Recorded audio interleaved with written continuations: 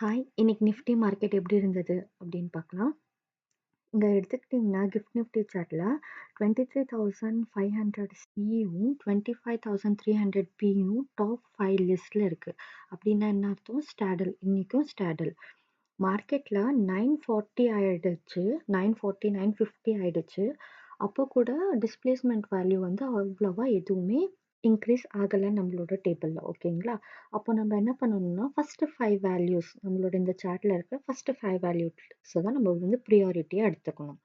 அதுல நம்மளுக்கே தெரிஞ்சிருச்சு மார்க்கெட் வந்து 23,500 சியும் 23,500ஓட பியும் தான் சண்டை போட போறாங்க அப்படின்னு.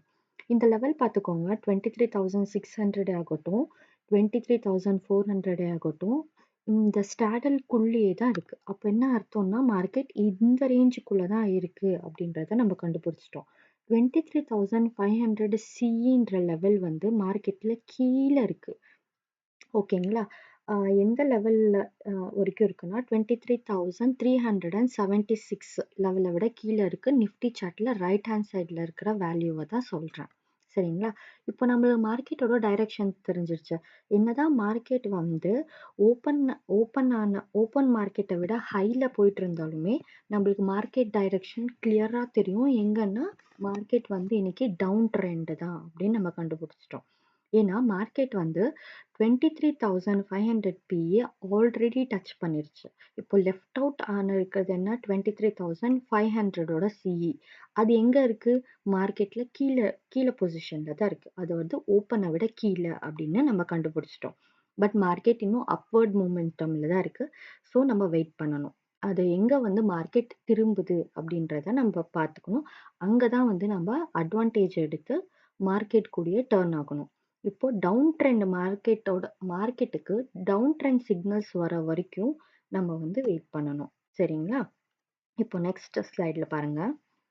மார்க்கெட் நான் சொன்ன மாதிரி 23,600க்கு வந்துருச்சு.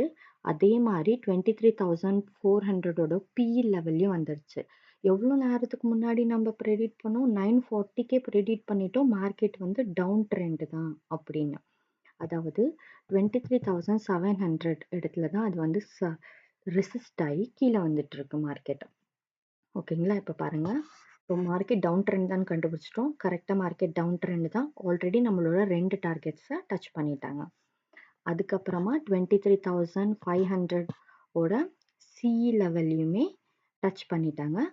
அதே அதே இடத்துல தான் 23,300ஓட பிஇ லெவலும் இருக்கு. ஸோ அது வந்து செகண்ட் பிளேஸ்ல இருக்கு நம்மளோட சார்ட்ல.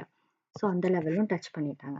அதுக்கப்புறமா பார்த்தீங்கன்னா மார்க்கெட்ல அவ்வளவா மூமெண்டமே இருக்காது. பாருங்க அங்கேயே இடத்துல தான் சுத்திட்டு இருப்பாங்க. ஏன்னா மார்க்கெட் இங்க வரைக்கும் போய் இந்த லெவல் வரைக்கும் ரீச் ஆகணும் அப்படின்னு ஆல்ரெடி அவங்க ஃபிக்ஸ் பண்ணிட்டாங்க. அந்த டேட்டாவை தான் நாங்க கால்குலேட் பண்ணி இண்டிகேட்டரா ஃபார்ம் பண்ணி உங்களுக்கு ஈஸியா ஆகும்.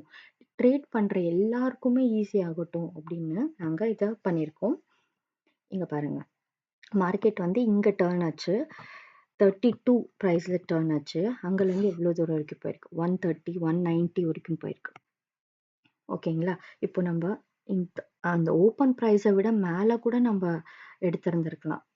ட்ரேட் எடுக்கலாம் 23,500க்கு. இல்லை மார்க்கெட் திரும்பி இன்னொரு வாட்டி புல் பேக் ஆனப்போ கூட எடுத்திருந்திருக்கலாம். இது வந்து புட்டோட சார்ட். ஓகேவா? எப்பயுமே மார்க்கெட் வந்து டவுன்லோட் மூமெண்ட்ல இருந்தா புட் பையர்ஸ் வந்து அதிகமா இருப்பாங்க. ஸோ மார்க்கெட் வந்து மேலே போகும். இங்க பாருங்க கால் வந்து செல் ஆயிருக்கு.